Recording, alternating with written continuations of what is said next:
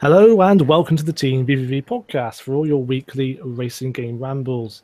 I am Martin and joining me as ever is Kevin. Hello. And Alan. Hello viewers. As always, if you enjoy the podcast, do like and subscribe. It really helps support what we do. This week we are giving away a 3DS code for Urban Trial Freestyle 2 as well. So do check out the website for more details on that. Anyway, I've managed to tear myself away from Mario Kart 8 Deluxe for this podcast, you'll be pleased to know. We will talk about that later, of course. I want to touch on MotoGP 17, because I remember last week you were saying that there was no MotoGP 17 news, and then one day later, they announced a new manager career mode. How rude. Would have it. Yeah. I know, so inconsiderate of Marcin. Yeah. Really inconsiderate. It sounds quite interesting, actually, so rather than just worrying about your own rider, you have to manage a whole team of riders, and your reputation goes towards new AI riders and new bike parts and that kind of thing. But would it be a game changer for the series? Yeah, I'm not so sure yet. What do you guys think? Yeah, I mean, see, they kind of made a rod for their own back with the Valentino Rossi game, because they've introduced all these disciplines. So from there on out, they really needed to add something extra to the sort of the basic MotoGP package. So they've gone with this new managerial career mode. And if you like, you could probably trace the origins of this back to WRC2, where they introduced a similar system. Yeah, you got to take on engineers and sponsorship deals and whatnot. And I appreciated the effort that Milestone put in with that, but the execution for me just wasn't there. It wasn't clear enough. The menus, the user interface just didn't quite work for me. So, a lot of people didn't really get on with it, but some, could appreciate it. I certainly did, but it just needed some tweaks to make it more clear. So if they can do that with MotoGP 17's managerial career mode, then, perhaps it does, or perhaps it will add to the series. And, I just feel like it needs something like this just to make it more sort of integrated with the MotoGP brand, rather than sort of tacking on rally segments and, flat track, all these sort of random game modes. I mean, it's okay, but where you can't really keep adding it on year after year, so they did have to sort of switch it up. And I just hope that this managerial career will actually add some depth to the game, because we're lacking this sort of tactical aspect in racing games, really. And so it's good to see there's a bit of experimentation going on with it. Yeah, I mean, I think one thing you always have to remember is that they're tied into a license deal every year, so they have to release a MotoGP game every year. It's a limited amount of time to bring something new to it. I mean, this year we have 60 frames per second visuals. Yes. Woohoo! Yeah, I mean, we're waking up now to the world of frame rate. And actually, it runs really smooth. It has really nice lighting. It looks so much better in 60 frames than it does in 30. It just makes a massive difference in terms of fluidity. Hopefully, that will translate to the feeling in the gameplay as well. As for the so visually, I think it looks really nice. They've actually taken last year's visuals and made them double the frame rate. Well done to them. I mean, that's really great. It looks very clean and smooth. Yeah, we must point out it's the same engine, isn't it? So they've actually worked wonders there to get the frame rate up. It's incredible. And the game actually looks better for me. It looks more, it's more vibrant or something. There's just something less stale about the visuals. So they've improved the visuals, but they've also improved the frame rate. So they've done a really good job there. Well, I was looking at the clarity in the lighting in particular. The lighting, I was seeing it reflecting on some of the curbs and stuff like that. And I was like, oh, that's nice. That's looking better. So visually, it's very sharp. It looks really nice. It really flows well. But as for the managerial mode, I think they need to add something. There's limitations to what they can do. I saw people saying, wow, I'd love that to be in F1. And the MotoGP fans as well.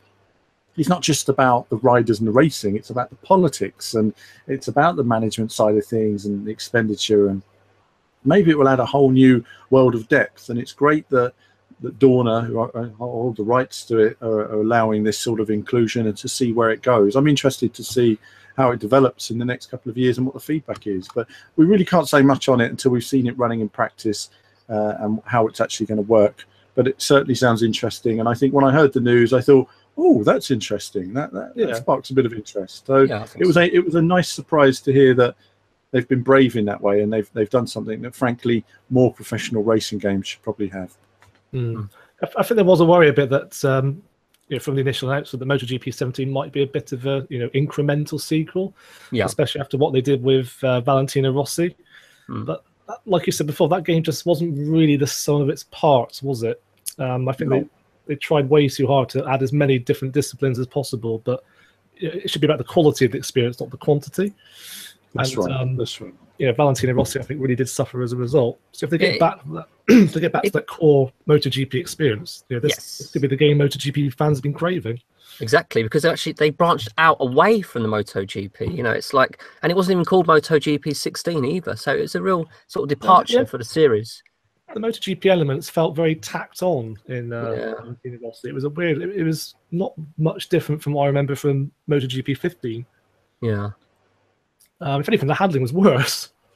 Yeah, I have to admit, I haven't liked the handling in the last couple of years. I found that the bikes have been very understeery, and I still don't think they've got there with the handling on MotoGP, which is strange because bikes handle much better in Ride 2 than they do Ride even than they did in MotoGP. I felt I found the problem with MotoGP. Well, I was just watching a lap of this, Kota, and still there's apexes that have been missed there where the bike goes wide, and I think that's because you can't position the bike right where you want it, and I don't know why. Well, I know it's an arcade game, but in Drive Club, you can really position that bike where you want it. You can really get into those corners. I just feel that there's something in terms of the feedback where the bike's a little bit sluggish, it's a little bit understeery. You can't quite angle it where you want it to go. I mean, it is a tricky one. The problem is, we've seen older MotoGP games where you turn in really quickly and you can put it where you want it. But the problem is, when you watch it back on the replays, it looks ridiculous. Yeah, it's not realistic. I know. And that's authenticity. People want that. They want that change in body weight as you go into a corner and everything. And of course, that always affects it. So it's a balance. But I felt they got the balance better in Ride. So I look forward to seeing if anything from Ride 2 has been converted into the bikes in MotoGP. I can still see they're a bit understeery, but I look forward to trying them out and seeing how they behave, especially the lower classes as well. Yeah, I think Ride 2 was a big step forward in terms of bike handling. So I really do hope they're able to apply some of what they learned from that game into MotoGP 17. Yeah, absolutely. Of course, that's not the only bike game coming out from Milestone this year. In just a matter of weeks, in fact, we have MXGP3, which of course will run on the new Unreal 4 engine. So we've got some new gameplay footage of that on the channel of the new Latvian circuit, I believe it was. Yep, that's correct. Yep. Kagums. That was it. I have to admit, I'm not sure about you guys, but the visuals seem to have had a bit of a downgrade since the announcement. There's a layer of polish that's not there, I think. Whether it's of an older build, perhaps, I'm not so sure. Yeah, we did talk about we talked about that last week, didn't we? We talked. One thing that we identified though was that the rendering of the video was quite low quality, and I've noticed that the first video that they put out ran at 30 frames and was quite a low quality render. And last week's one, I noticed there was a bit of color blurring and stuff like that, where there was too much red, and the sort of YouTube processing couldn't cope with it. So sometimes that happens when you've got a lot of detail on screen. The amount of data it requires is you get pixelation and stuff. But I look forward to seeing it, in the coming weeks and trying it again. But I do think that some of that was down to poor rendering of video. Of that, there's no doubt. Yeah, fair enough. I am looking forward to it, though. I have to say. That early build played fantastic. And do you know what? It felt nice because it was running at 60 frames per second, and I make an issue on that. But I would like to see. I'd love to see like a Scorpio patch for these games that gave you that option of running at that 1080p 60 frames over 4K 30. Because for me, frame rate always is more important than resolution. Yeah, that's going to be on your gravestone, isn't it, one day? It is. 60 frames per second. 60 frames per second or bust. Yeah. That's all about the frame rate. All about the frame rate. And of course, we've also got the customization trailer on the channel as well from MXGP3. Again, it's all looking good so far for MXGP3, I have to say. Yeah, they just seem to continue to add more and more customization options in their games now. So it's almost become a expectation, I guess, and they just keep building and building more brands, more bits and pieces. So it's all going in the right direction. Yeah, I remember there was that wave of milestone titles a couple of years back where every single new game, the key new feature was customization. Yeah, you can almost predict some of the back of the box features on the new games. I seem to recall, like, you can make your own team and and all the customization options. It was the way though that when you turn the game on, it forced you into it. It's like, oh, new game. Let's try a quick game on this. Enter your name, enter your location, enter your. I don't want to do that. I just want to play a single quick race, and it would force you through that rubbish, and that was quite frustrating. Probably still will, actually. I was going to say, well, they changed that in MXGP3. I mean, they've done it for probably at least half a dozen games. They've probably done it for at least half a dozen games. Yeah, easy. So, yeah, who knows? It might change. It's just one of those things that if I go into career mode, I'm more than happy to go through all that. But when I just turn it on, and I want to do a single race. I don't want to go through all that or arcade race type thing. I don't want to. It's a minor niggle, but it does disrupt the flow, I think. What one has to say though, the customization has been increasing all the time. Ride had tons of customization in it as well, and Milestone really do a good job. But sometimes there's a lot of sort of unnecessary stuff that doesn't necessarily change the gameplay in any way. But I don't know. I think looking at MXGP3 and MotoGP, we're seeing a different level of thinking recently. You know, Ride 2 impressed us last year, far more than we were expecting. Big surprise, really. And I think MXGP3, we weren't expecting much, and they're using his new graphics engine. Looks great, plays differently, customization great. There's more going into that, and the same with MotoGP. So, and of course gravel as well. So things are looking good at Milestone at the moment. Really good looks to their titles, and really finally getting to where we want them to be. You know. Absolutely. Anyway, moving on then from bikes back onto cars. If you regularly listen to the podcast, you'll know that one of our most anticipated racing games of the year is undoubtedly Project Cars 2.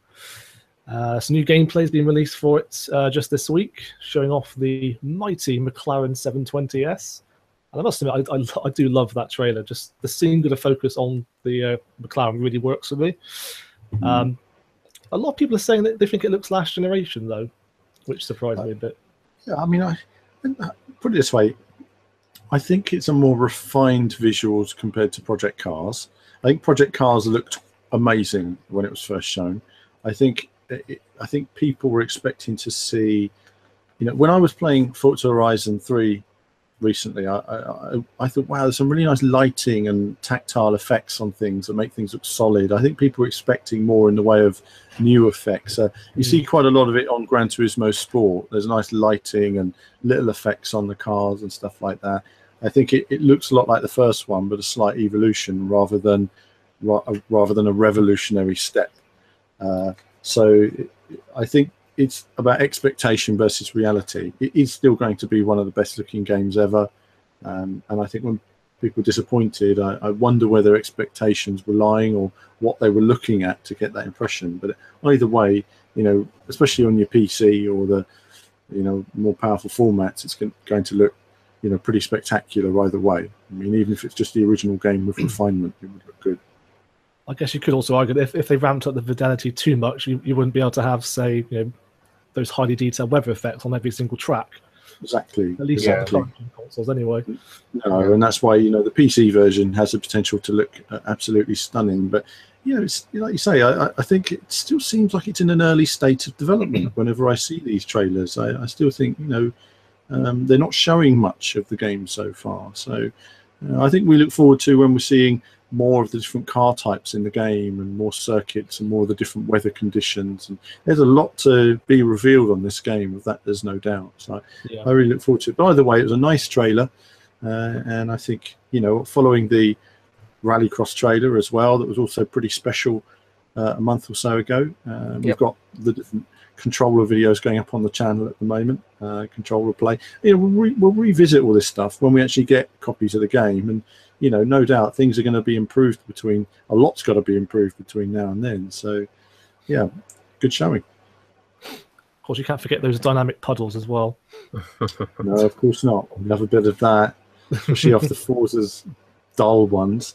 Of course, so it'd be interesting to see what Forza Motorsport do this year as well with their dynamic weather. Because Dan is going to want dynamic puddles for sure. That's it. So when people argue that it's last generation, those puddles don't say last generation. No, we need. You know, I think that's one of the things I'm really looking forward to. I mean, and obviously, We've got the Ben Collins interview, which it hasn't gone up yet. We're waiting for some elements to go into the interview. Once we've got those, then you'll see the interviews on the channel. But he was mentioning the wet to dry transition is fantastic, and adds just so much to the dry to wet, wet to dry transitions. It really adds a lot to the game. So we'll wait and see how that works. How they squeeze those this out. sorts of subtle details Yeah. set it apart. I honestly, I think could take it for granted. Honestly, when Andy Tudor first explained the whole game to us a couple of months ago, whatever, early this year, I couldn't believe the amount of circuits, the amount of cars, the amount of track conditions, the detail in the tyres and the tyre model. You know, the ambition of it is equal to the first game. You know, it takes, they want to make it so much more. You know, they've not just taken the first game and just repackaged it. You know, they've added so much to it. But you know, this time the expectation is there in terms of they've got to come through and everything they say it's going to be in the game, and they can't have all the bugs and everything else. And you know, it's got to be solid as a rock when it's released. So there's a lot for them to do. But either way, no, good trailer. But I do understand what people are talking about when they say they expected to see, I think, a bit more. But I don't agree that the graphics aren't great graphics. Of course, they're great graphics. It's just, I think, I think, like you said, the first game just set the bar so high. Yeah. I think until we see it running on Project Scorpio, at least, you're not going to see a massive leap forward. No. Same, you know, people will show it running on a maximum power PC. You know, it's going to look fantastic. So, but you know, it's not optimized yet. You know, it's still got months of development. So there's a lot to come in these coming months. And of course, we'll be getting a good look at it at E3 as well. So we'll be looking at the E3 build and, you know, trying to show you guys as much as footage as we can get hold of. Of course, they've just announced the 3 different packs, so you can buy it actually for Project Cars 2. They're really pushing the boat out actually on these special editions. There's a lot of stuff for steelbook junkies like myself. I just got the details up here. So there's the limited edition, the collector's edition, and the ultra edition. Ultra edition. This is one step above the collector's edition. You know, so there's only 1,000. There's only 1,000 being made on that one, as I understand it. So you know, that will be very limited. So the limited edition gives you the obligatory steelbook, some DLC, and some stickers as well. Wow, some stickers! I know that's definitely worth the premium price. Yeah. Do we know the price? Do we know the price? We do. Yeah. Well, I do. Go on. Hit us. So the limited edition will set you back $49.99. Right. Which isn't too bad actually. I'm trying to think back. The last Project Car Special Edition was about £70. Right. Okay. Do bear in mind though, you don't get a season pass with that though. Okay. It's just literally the steelbook and a Japanese cars. I can say right now the season pass is going to be mega important, because they're going to be releasing so much, because they did on the first game. They released tons of stuff. I think this time they're going to have so much more. It could be huge. So then you've got the collector's edition, which gives you a art book, and do you get a season pass with that? Yep. Yeah, so you get a season pass and some other DLC, and also a scale model of the McLaren 720S, which would be a nice addition on my shelf. Pretty stunning. So the pricing for that, anyone want to hazard a guess? £100. Nope. No. More? Higher? Yep. Yeah. £130. Hang on. All right, there we are. Yep, it's $129.99. That's pretty pricey.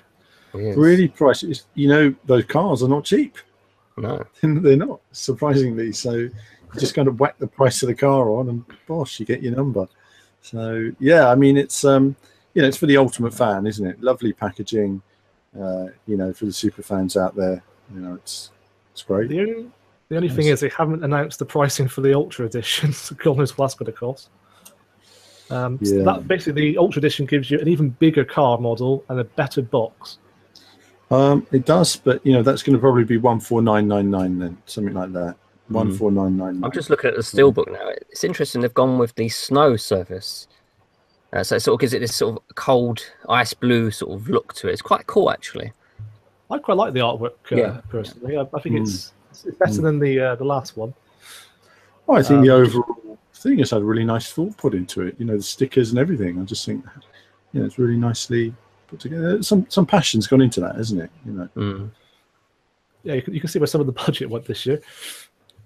Absolutely. Yeah. No, it's it looks good, and like you say, it could be a game that's around for some time. So, Actually, I think the regular box art is up as well. Have a look at this. oh no, it's got Ferrari on the cover as well. It's interesting. Okay. So we have Ferrari on the cover, which shows a Ferrari GT car. Yeah. So the one of the, so you know, we know that Porsche is going to be in there, and that's, you know, that means a complete Le Mans is possible. That's true. That's true. So they're showcasing all the different disciplines they have, aren't they? With dirt, ice, and road. So they're really sort of sticking it to some other racing games there. But I like it. It's effective. It does a nice job, I think, of obviously. Well, it's designed to sell the new features of the game, isn't it?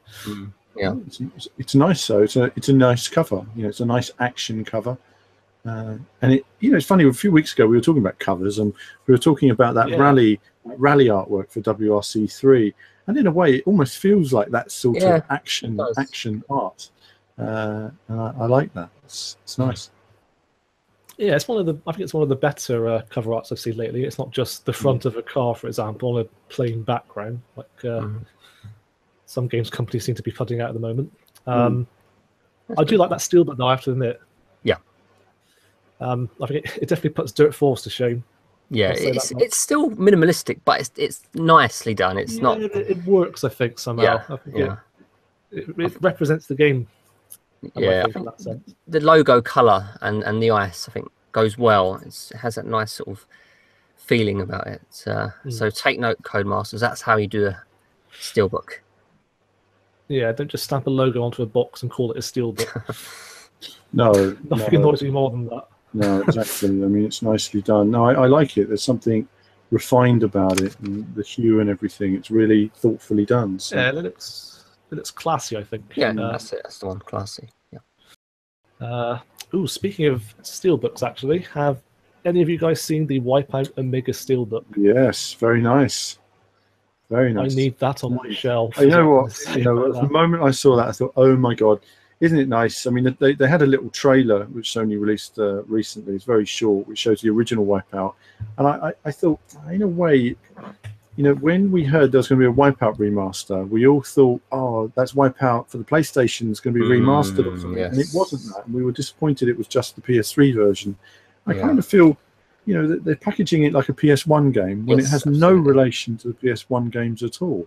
Yeah. And so it's sort of benefiting from a heritage of a game it's like rubbing the salt in the wounds, isn't it? With it, it's like it's so blatantly a PS1 case.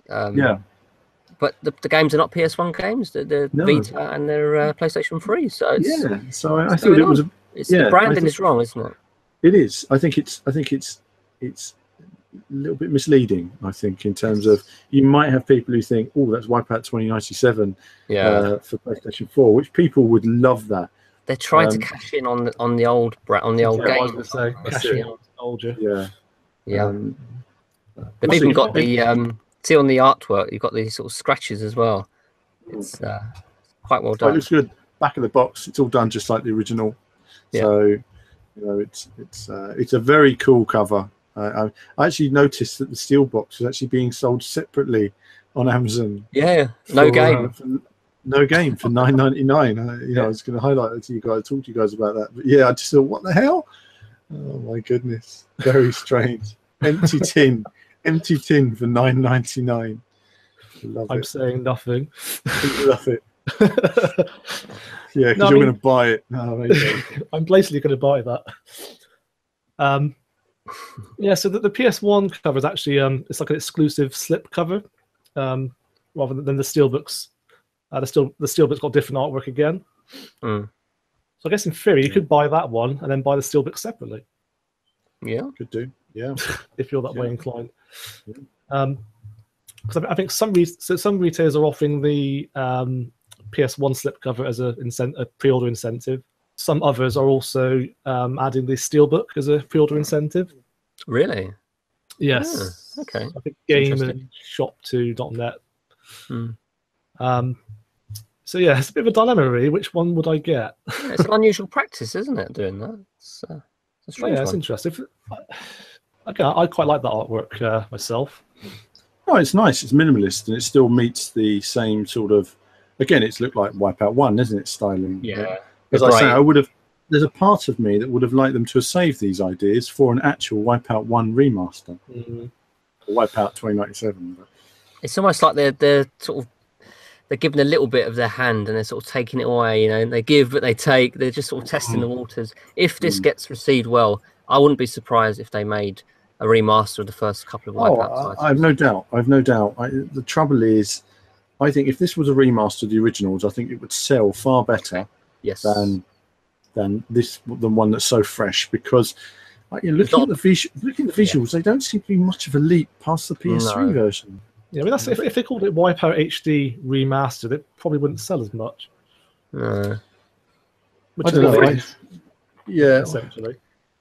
What it is, that is what it is, really. It's a remaster rather than a whole new mega upgrade. You do get the Vita game as well, which is interesting. That's the first time it's been available on a. That's right. That's probably the most interesting element in there, is getting those new tracks. Yeah. There's not as much. The same thing with Wipeout Pulse on PSP. They re-released that on PS2. I would like to see a large-scale, big-budget version made, but maybe we'll save that for the next generation. Launch the PS5 with a new Wipeout. A new Ridge Racer and a new Wipeout. Yes. That's what we need. Yeah. You can definitely tell they're cashing on nostalgia, though, which is, I guess, a smart sales tactic from a purely business point of view. It probably will sell more copies with that. The problem is, though, there's so many futuristic games out there right now that are just released or coming up, Steam Early Access, or coming out late this year. So if Wipeout a Mega Collection doesn't sell well, we may not see Wipeout for a long, long time. That's the problem. It's up against other similar titles. It's got the branding, of course, yes. But, if people are not excited about it, then maybe they'll go for Formula Fusion. Maybe they'll go for other futuristic races that are coming this year. And that's a bit of a worry there, that if it doesn't sell well, we might see it go away for just as long again. I think chances are Wipeout will sell the best out of all of them. But, would it be enough, though? That's the thing. Would it be enough to make a big budget release? I would say not at the moment. I don't think it's going to sell enough. There doesn't seem to be enough buzz right now for it, does there? There's not, we can't get our hands on it. We can't get any video content out there. Sony are just not giving us any access, not giving anyone any access, as far as I'm aware. And if you really want to sell a game, the idea is you at least give people some access to show if it's any good or not. So it's going to come out without hardly any media access, and that's that. It's going to come out on the same week as Dirt 4. So I don't know. They're just not helping themselves. But they did the same thing with Wipeout on the PS3. And I remember going to Sony at the time saying, I'd like to play the new Wipeout, please. No, wouldn't give us any access. They just released it, kicked it out there like they didn't care. And that was a real shame. So they don't help themselves. It's like they're just not interested in promoting this brand in any way. And no one seems to be, the only person who seems to get burned if it doesn't sell is the developer. So nobody else seems to care. And it's a bit of a shame, but either way, we're a big fan of Wipeout here. We're all fans of Wipeout, and we hope it does well. And I'll certainly be making some videos on it, even if nobody watches it. Because if it's anything like Redout, nobody will. Yeah. In fairness, they do seem to be pushing it more than I thought they would. Sony. I did fear it might go under people's radars a bit, but they are at least investing some sort of advertising budget into it. I mean, I have seen it quite a lot. Well, I don't know. Maybe it's just a quiet time, isn't it, before E3? They just don't have much else to show, and they're holding a lot back. But we're going to have to do a preview to E3 chat. Save it all for that, because there's a few bits there that they're going to be showing off. So we'll see. Yeah. But yeah, so interesting to see. Comes out the same week as Dirt 4, and of course we've got MXGP3 the week before that. So it's a busy, sudden busy period. Yep. Definitely. You mentioned E3, actually. That's just reminded me. Of course, one big game announcement we're looking forward to at E3 this year is, of course, the new Need for Speed. They've just announced some tantalizing new details about it. I think the most revolutionary feature really is you can actually pause the game this time. In 2017, we can amazing. pause a Round video of game. applause. Yes, Amazing. Yeah. And there might even be daytime. Wow. Oh, wow. Do you think? I bet it has manual gears as well. No. I knew that was coming somewhere. I guarantee you, I bet there's no cockpit view. I tell you, cockpit view. Oh, don't get carried away. Calm down. How depressing is it that the fact that a game can be played offline is a feature? Yeah, I know. Yeah. They've done so many things wrong, didn't they? 2015, so they have to backtrack. Just makes you wonder what the thought process is. I mean, on the last game, like you say, so many fundamental things were wrong. I mean, it's like steering wheel. Using a steering wheel wasn't included as part of the plan. You know, it's like, really. It's 2015 at the time. You know, you think so many people have wheels now. The landscape has changed so much in the last 10 years. You know, yeah, sure. 10 years ago, 99.5% of people didn't have a steering wheel. Okay, that's changed massively in the last few years. It's essential to have these things included in there. I don't know. Carry on, Martin. Tell us about these key new exciting features. Actually, one thing I will say, it seems to have hinting towards potential a lot of dirt content, like dirt racing and stuff. And it seems like we've seen a lot of dirt recently. You know, we have obviously the dirt titles. Forza Horizon 3 focus was the off-road. We've got Project Cars 2 with dirt. You know, Gran Turismo Sport's going to have some rally. iRacing has recently had dirt. So it's like the year of the dirt, isn't it? It seems to be there's very much a thing right now. It's the year of the dirt racer and the year of the futuristic racer. Yeah, exactly. Yeah. You know, the desert, if it looks like a sort of desert environment, so that could, throw up some really nice driving situations. So some long roads, with the mountains either side. You have that nice sort of pleasurable driving feel to it, which you get in the crew in some locations. I hope it has a nice sort of driving feel to it. We can just sort of go for a drive offline, at your own leisure. But I hope there's cockpit view, but I don't hold out too much hope for that. Yeah, I mean, I think dirt racing could be a good direction for the series as a sort of side mode, just to give it some more diversity. I mean, yeah, the open worlds in the last couple of Need for Speed games have been, terribly bland, to say the least. Yeah, not much variety at all. You can go around the entire city. You can go around the entire map, probably about 5 minutes.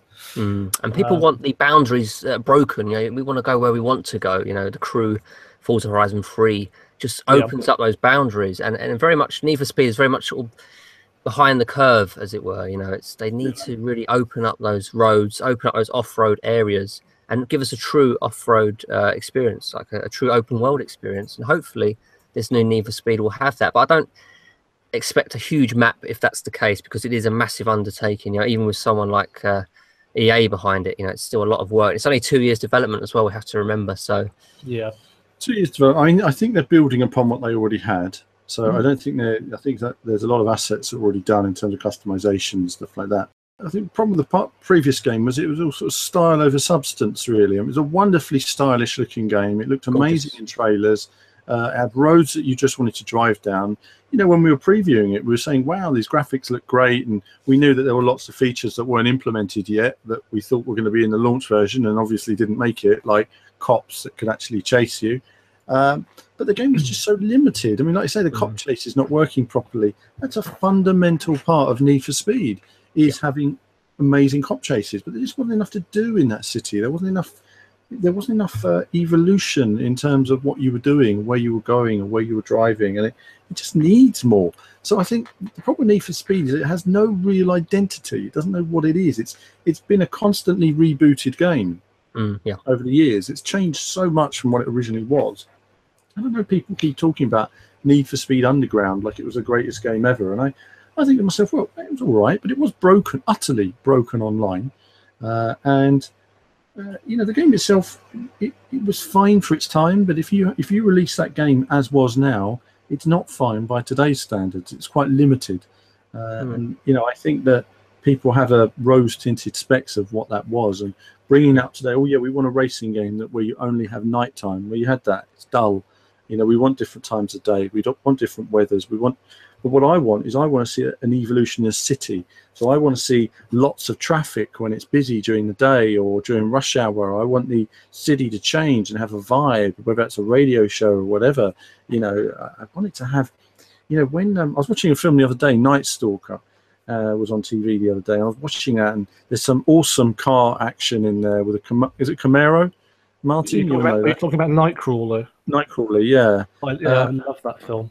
I love. Well, there's really awesome car. The car footage in it is awesome. I love some of the car shots in it, but there's a different vibe to the city at night as to the day, a sort of darkness, and I don't know. I think that it shows a transition. So in terms of style, yeah, there's a lot there, but it's got to work properly. It's got to have some proper gameplay. I don't think we'll get the video clips this time. I think they might skip that. I hope not. They're constantly hiring all these famous people in and going, hey, you know, look at these famous people, buy the game because Ken Block is in it, you know, or something. And I just think, you know, I don't know if that's, you know, what your best-selling Need for Speed games had a car on the cover. Remember that. No people, just a car, just cars.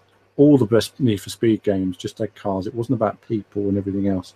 And I think that it needs to discover something. Fundamentally, you need some depth to the driving to make it really work. So it's got to be fun, but it's got to have a bit more to it.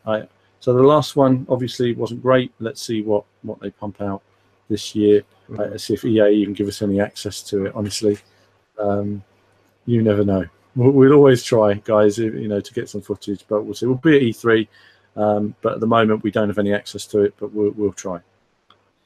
Yeah, I mean, the only thing that does encourage me a little bit is there is a mention of police chases. Like they do seem to be putting a focus back onto that. Yeah. Apparently, the so-called Rhino SUV police cars are back, which used to feature in, I think it was Most Wanted and Carbon and some of the older games like that. So yeah. I think they're doing a bit of fan service there. I mean, the police chases were always a highlight for me. I mean, that's really what got me into Need for Speed in the first place with Need for Speed 3 Opposite. Yeah. Loved that game. Love the police chases. Love the police. I love it going crazy with police after you, you know, bashing everywhere. Yeah. I liked hearing the police radios and stuff like that, you know, and in Most Wanted, of course, they had that amazing sort of atmosphere with the music that would kick in and everything else, you know. It was great. Matches, can they just give up after about 5 seconds? Well, they weren't too bad. Most Wanted, the original, they weren't too bad. You really had to know the city. No, I mean, in last year's game. Last year's game. Oh, last year's game, yeah. You just drive off down the road. You just accelerate past them, and they just, oh, well, I can't see him anymore. He must have driven away. Do you remember the scene in Drive at the very start where he speeds around a corner and the police car just misses it? That's what playing Need for Speed's like with the police chases. Well, do you know what? When I watch Drive, I think, imagine if there was a getaway mode in Need for Speed where you had to learn the city and learn the route, and you had to drive like that. So you might have to cruise along a road at 20 miles an hour so they don't notice you, and then pull into a driving slot and wait for the police to go by and then move on and stuff like that. You know, if it was like realistic mode where you really would struggle to get away from the police because there'd be a helicopter on you in 2 seconds. I would love to do something like that. I visualized it years ago that it'd be like a game of Pac-Man essentially, where you're going around and the ghosts will be trying to find you, which are actually the police. It would be good to do something like that where you had to work out how to complete a job or something. I have to say, if you want a racing game with intense police chases, the crew calling all units is surprisingly good for that. Yeah. The AI is actually quite intelligent, so they actually slow down in front of you and try to box you in, and they deploy helicopters and roadblocks. It is quite intense, actually.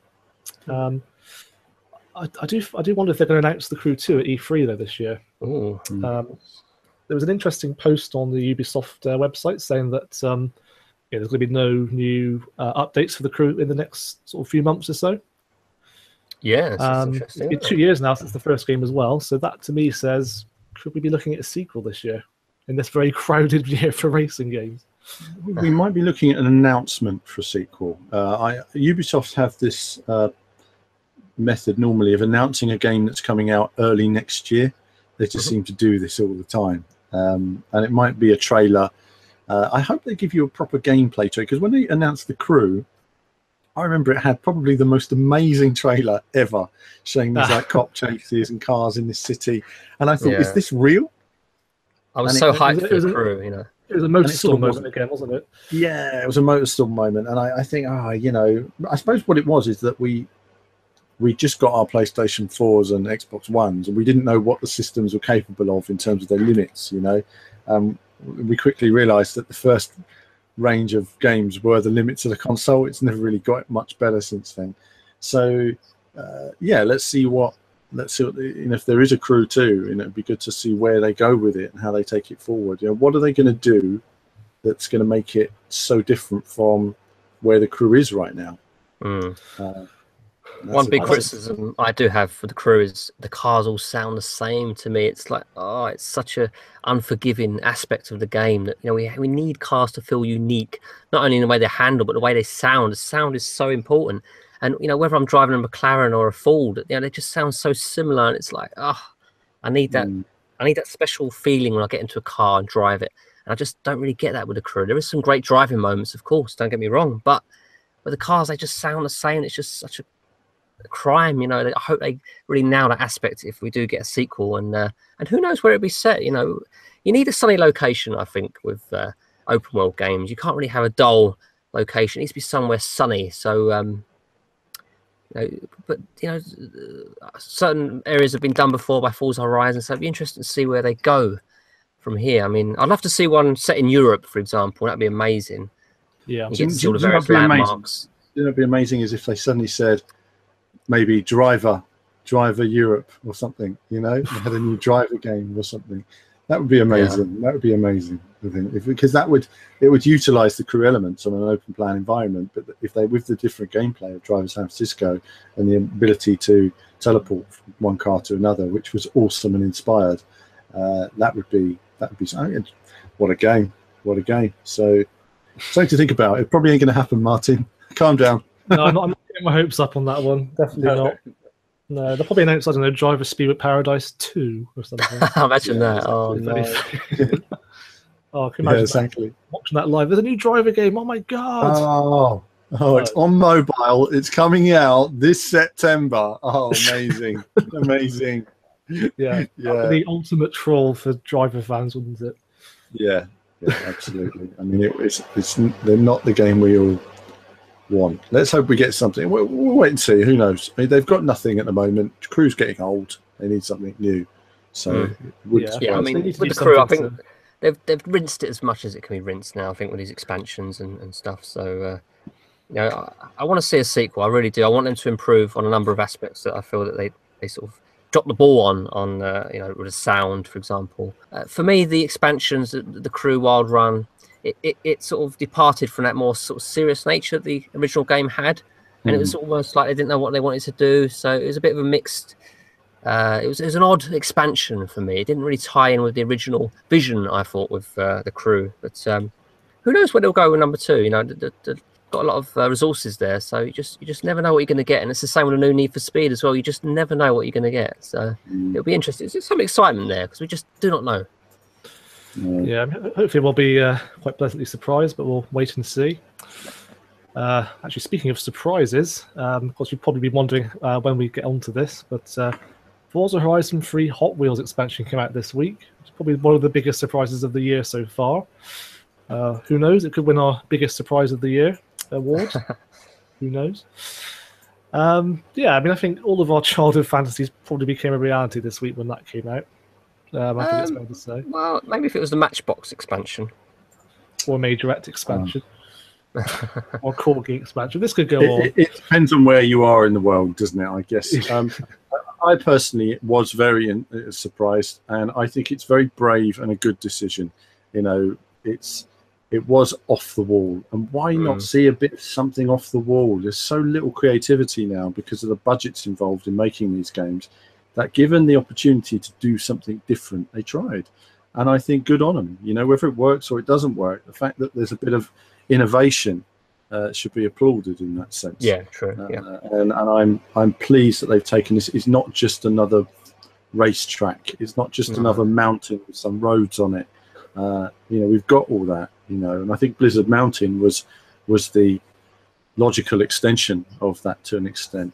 I think in a way this is a logical extension to Blizzard Mountain as well, because I think Blizzard Mountain was a bit more extreme than the main game. You had lots of steep banks and massive jumps, things like that. Whereas the Hot Wheels one just takes it to another level. Yeah, I almost get like a Wild Run vibe from this. In a Wild Run, you had all these crazy sort of stunt tracks. We have the monster trucks on it. I just complained that it was such a departure from the original vision. But with Horizon, they get away with it because it's all about having fun. So it kind of ties in much better than any other game probably would. So they can sort of get away with these outlandish expansions, and it's good to see. Like you say, Alan, it's a risk. It takes guts to put something out that's this sort of off the wall. So yeah, like you say, they need commending for it, and it's a lot of fun, I find. Yeah, I mean, we're going to talk about it more in a team chat. I think it's I think visually it's stunning. I think the only question is going to be over longevity. How difficult is it? It seems a bit easy so far, honestly.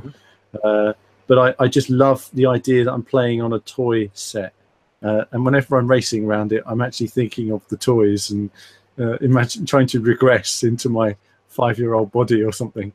So in that sense, it's good. I think I would have liked, and I'll mention this again in the team chat, but I would have liked some kind of sort of SD Formula One car that goes at like 1,000 miles an hour. So you can really, so the bumpers make you go fast, but it's really extreme, like Wipeout speeds or something. I think that would have worked well. But then they're slightly limited because they've got the physics in there. And you've highlighted that in your video, Kevin, about turning assist on. It's more fun with assist on than off.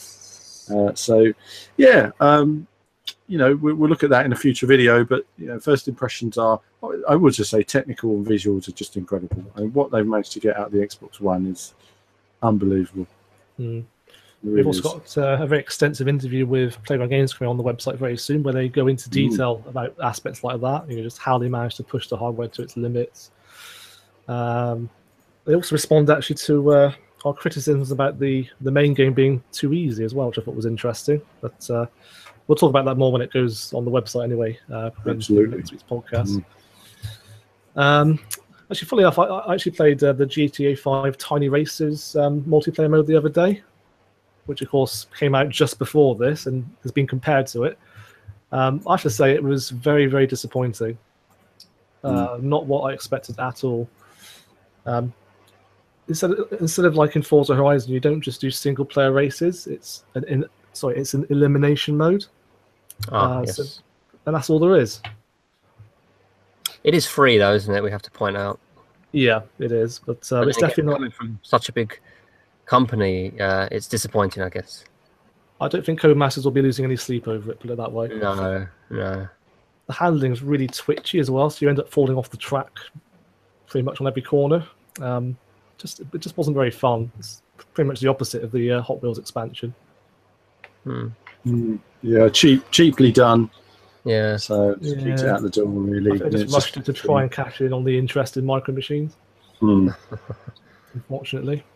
Actually, while we're on the subject of course, light-hearted, fun-to-play racing games, Mario Kart 8 Deluxe is absolutely dominating the charts at the moment. Another racing game at number 1. We should point out, not happened since Forza Horizon 3, I don't think. No, that's quite right. Yeah, it's another racing game up there, and big for Nintendo, and holding off Prey from Bethesda as well. That was unexpected. People thought Bethesda would be straight to number 1, and no, it's that shows how many Switches sold as well. How many units they've sold to get that up there. Amazing result. I think the game sold over 1 million copies already, and it's been out about a week. Incredible uptake. Absolutely crazy. Martin, no, you've been playing it. What do you think? I've got to be honest. I'm finding it difficult to find fault about this game. It's that good. Really? I was always impressed with the animations. Incredible detail. When drivers pass each other, they look back and they have all these animations in their face, and that it seems like it's on another level. Luigi's death step. Yeah, Luigi's Death Star. Yeah, it's incredible, isn't it? I mean, does that translate well when you're actually driving? Do you get to see a lot of that animation other than just sort of in the replays? I think sometimes you do. I think it depends on the character and the animation. I think some characters they emphasize that a bit more than others, but it's incredible, isn't it? It works well though, and obviously showcasing the different personalities. Yeah. I think my worry with this game was, I mean, I played Mario Kart 8 quite extensively on Wii U. Okay. Really much for returning players. I think it's a testament to just how fun the original game is that it doesn't really bother me. I'm just happy to play it again on a handheld. Yeah, the fact that you can play it on the go is probably the biggest asset it has, and that's why it's had amazing review scores across the board. It's a fantastic game on the go. And that's what makes it. You need to always look at it as a sequel to Mario Kart 7. Okay, yeah. Which was on the 3DS only. I think then you see more, a much bigger leap in terms of visuals. One thing I was a bit surprised about actually is that all the content is unlocked from the start. Okay. All the characters and all the tracks are unlocked. It's interesting. I guess normally you have to win the various different sort of CCGPs to move on. That's right, yeah. I guess they're probably conscious of the fact that there might be some returning players from the original game, but I guess it'd be nice to have the option in a way. I think that's the only thing that's really holding it back a bit. Like if you sort of like in the progression, would you say the satisfaction, the feeling of unlocking? Still some progression because you can still unlock the different kart parts. Oh, okay, yep. So there is still that to keep you replaying it. The sheer amount of content there is unbelievable. I mean, I think there's 48 tracks. Yeah. Wow, that's incredible. I mean, I love the original Super Mario Kart, and that probably didn't have a lot of tracks, but I fell in love with that game madly and deeply. It's certainly one of my favorite race games ever. So, I mean, 48 tracks, the mind boggles. That includes the DLC that came out in the last game as well. So you get tracks from Zelda and Splatoon. That's amazing. Also, they have actually tweaked it a little bit. Interesting that they've actually brought some features back from Double Dash, which I wasn't expecting. Interesting. So you can store two different items, two different power-ups at the same time. Yeah. There's a bit more of a strategic element there, although strangely you can't switch them on the fly, which I was a bit surprised. Oh, really? That's a bit of that seems weird because if they're going to introduce a feature like that, you should be able to switch them, shouldn't you? Yeah, exactly. I would say that the biggest reason, apart from it obviously being on the handheld, the biggest reason to play Mario Kart 8 Deluxe if you've got the original game is the battle mode. It was very, shall we say, limited in the last game. Yeah, it was the biggest criticism of the game, wasn't it? It was let down by the battle mode. And I guess that's another reason why this game got such amazing scores, because they rectified the problems from the original. Oh, I love battle mode. I miss playing Mario Kart because I haven't played Mario Kart for years because I don't have a Wii or a Wii U or a Switch. And it's, times like that, I wish Nintendo made multi-format games, because I loved battle mode. I really love an HD version of the N64 battle mode maps because they were genius. And I remember thinking, it's not going to be that good. And the first time we did a 4-player mode on it, it was genius. Being on the top of a sort of one of these like mountain bits in one section, you could see someone driving below, and you could fire your green shell. Perfect shot with a green shell, and it drops down smack in the face. There's a feeling of joy that no other game can bring as to a well-aimed green shot. Especially when you rebound, it's like you can see an angle, and you're like, if I fire a green shot at that wall, it's going to bounce off that to that wall, bounce off that right into their face, and you do it, and you're like, yeah. There's something amazing about that. I love that. Again, one of the battle modes from Double Dash has been brought back as well. The bomb mode. Do you remember that? I forget what it's called now. I do vaguely remember it. Yeah, you've got to run around with a bomb or whatever and hold it or something. I can't remember. Yeah. There's another one called Renegade Roundup, which is basically like a cops and robbers mode where you've got. Actually, I have videos of me playing Double Dash before it was released. I should probably put them on the channel one day. Old videos now. So yeah, I mean, if you've got a Nintendo Switch, Mario Kart 8 Deluxe is an absolute no-brainer. I mean, it just has to be in your collection. It's as good now as it was 20 years ago. It's Amazing. one of those series that really does age well. It's the perfect racing game, isn't it? Really, I mean, it's got so much in it. Well, I can't fault the content. Like I said, the biggest flaw is there's not really that much for returning players to get out of it. But there's not enough new stuff in it. Essentially, there's not enough new. They could have added some more new content. I think. I think there's a handful of new characters. I think there's a Splatoon characters. I guess it reeks of a system sellout in a way that they're just trying to knock it out the door. Really extra content, like bits and pieces added on, just to sort of help sell the system, and then maybe a year or two down the line we'll get a proper fully fledged sequel with all these amazing features. So. I hope so, yeah, because this is the first time, don't forget, that we've had a new Nintendo console without a new Mario Kart game made specifically for that system. Yeah. Which is a shame, but I think in a way it's a bit more forgiving in this case because the Wii U was, let's face it, a commercial failure. So a lot of people did miss out on Mario Kart 8. So that I think this does kind of redeem that. But at least from the rate that the Switch is selling at the moment, I mean, it's the fastest selling Nintendo console ever, I believe. It's amazing, isn't it? I mean, again, for me, I play my JXD, and I got that a couple of years ago, and I said I love this JXD handheld, and in a way, it's literally the same thing with more power. But what's funny is that you can get emulators on your like Neo Geo emulators. And apparently Neo Geo games are selling like wildfire on the Switch. But the one bad thing is there's a lot of trashy indie games that are coming as well. I saw one this week. I'm going to see if I can find it for you guys because it was just so bad. And I just looked at it and thought, what is this? Hang on, bear with me.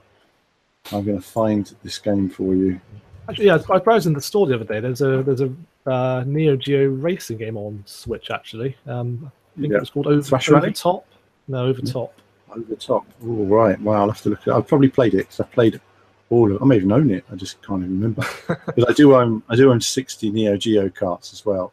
But I'm selling 30 of them shortly. Okay, so I'm going to show you guys a link of a game here, and this is a new Switch shoot 'em up. And this is my definition of trashy retro. Okay, it's modern trashy retro. We see quite a lot of these on PlayStation, by the way. I mean, PSN recently, they've been schlocking out crappy modern retro, as I call it. I mean, some of the games look atrocious, and when I look at them as, are they good by, say, Mega Drive and SNES standard? Because that's a good 2D standard. No, they're terrible. I look at this and I think that's one guy who made that, or maybe in a team of guys who made that in a couple of weeks. I don't know. That is about as simple and as trashy as you can get. And because there's not many games out, it's going to sell. People are just going to buy it on a handheld because they're desperate for new titles.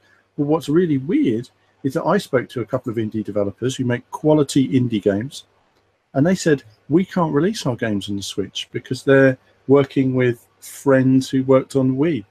And so if you worked on Xbox One or PSN, it's harder to get your games out on the Switch for whatever political reasons. It's very strange how things are being handled with that. But games like that one, what's it called? Hyper Sentinel. I just looked at it and thought, well, it's just trash to me. It's an Amstrad game, Commodore game, running at 60 frames, high res, and it was made in 5 minutes. I mean, there's not much to it. Yeah, that's the problem with Nintendo Switch. Like the Neo Geo stuff, it's people are just buying what they can get right now. It's a gold mine. I think that the timing of Mario Kart 8 Deluxe as well has worked out quite well because everyone's done with Zelda now. Oh, Mario Kart 8, so it's clearly quite a deliberate strategy by Nintendo, I think. There, they needed something now, but I think E3 is going to be huge for Switch, so we will try and get some footage and access of Switch titles at E3. There's so very few coming out so far this year in terms of major titles on the Switch. We've got Splatoon 2, Mario. We're expecting loads of announcements at E3, Martin. They're expecting wall to wall big titles coming out. So yeah. Well, we'll hold out hope then for a new F-Zero, shall we? Oh wow, yeah, love that. Would love that. I'd love a new F-Zero. I loved F-Zero GX. I love that game. Right. Anyway, I think it's time then for the Q&A now. Then go on Facebook. Andrea Burgess says, is there any news about the... Andreas. What did I say? Andrea. I'm sorry. It's late. Get with the program. It's late. Go on, crack on. Do not keep... I can't wait for the next one. No. Uh-oh. No I excuses. just saw who it is. Yeah. Come on. Okay. So, Andreas, damn it. Andreas Burgess says, is there any news about the Sony Fanatic issue? Not at least because of the upcoming racing games with Project Cars 2 and Gran Turismo. Not that I'm aware of. No, nothing yet, but we'll wait and see what happens later this year. We are expecting some kind of announcement at some point this year, but there is nothing currently. Yeah. The legendary Boris Jeliazkov, I hope I pronounced it right this time, says, do you consider making a racing game series history videos? There's plenty to talk about with Test Drive, Need for Speed. Yeah, we've already been doing it. So we have a retro playlist, and you'll see all the retro titles there. And when I have time, I always catch up. So I think we've released about 10 retro videos this year. We're probably going to have another 10 or 15 throughout the year still to come, to various different racing games. I mean, it's such a busy year this year that it's going to be hard to make retro videos because there's so much new stuff out there. So perhaps not the best year for retro, is it?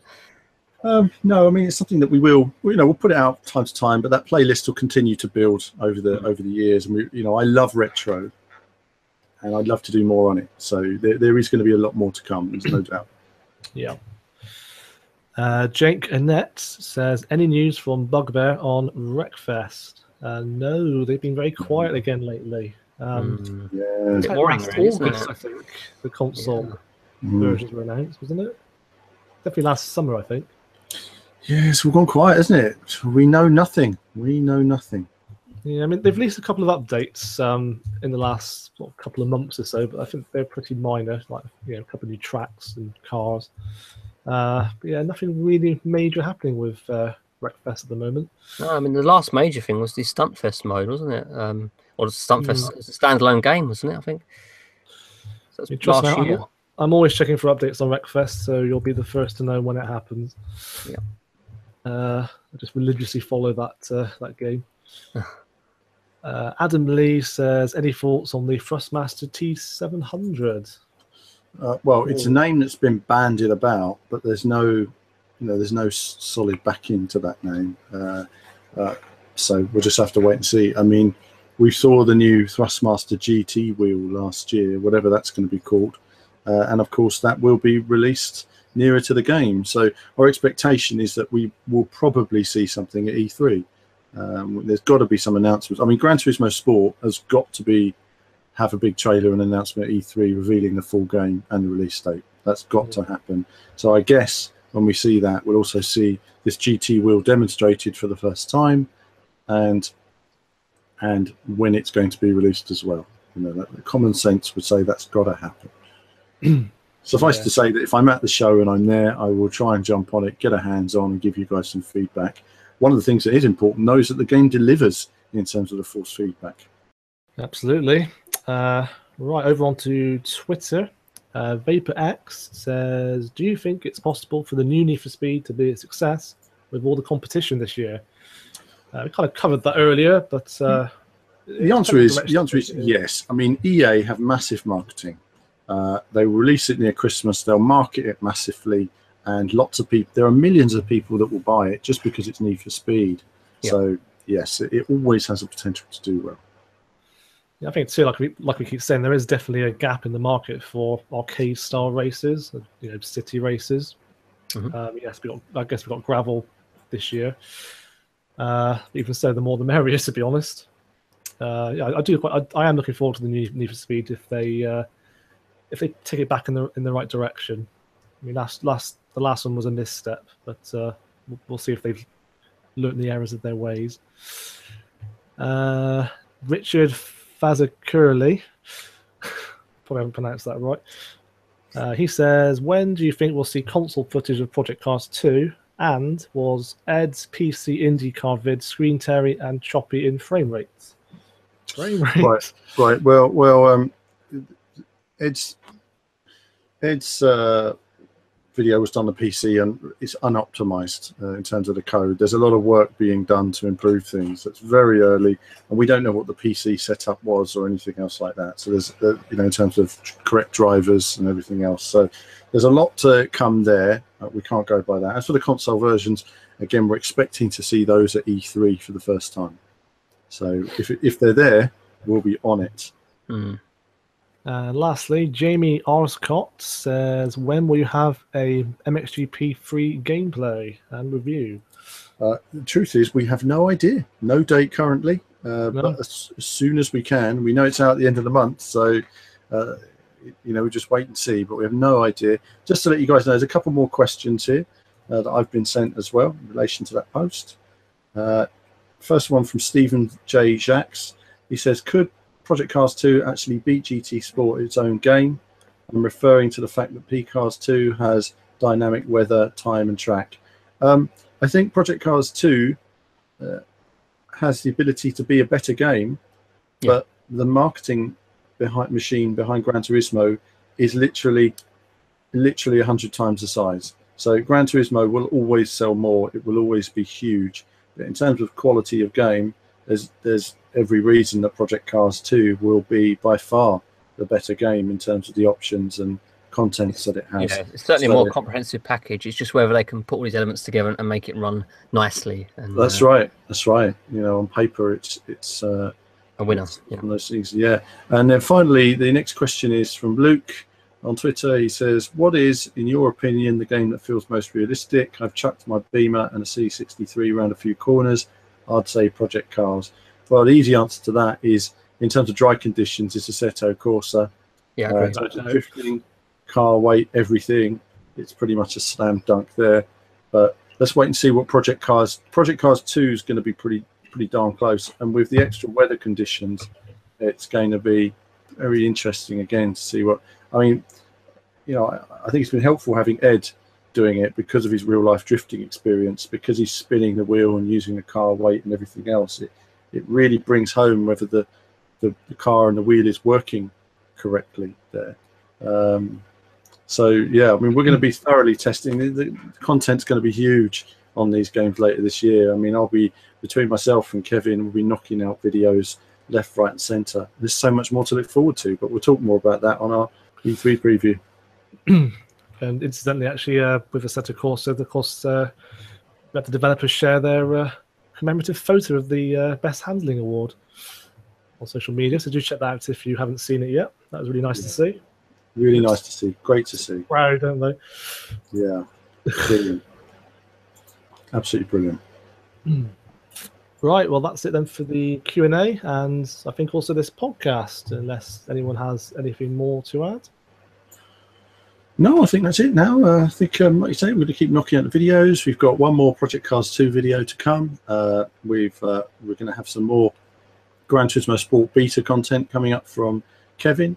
And other than that, I think it's just a case of waiting and seeing what comes up over the next couple of weeks. We've got some exciting stuff in the pipeline. So there's a lot of content coming on the channel in the next few weeks. We just got to find out when we can show you guys. Well, we all look forward to that then. Right, well, that's it from all of us now then. Thanks, as always, for listening. Do keep your questions coming in. And we'll see you again next time. Bye for now.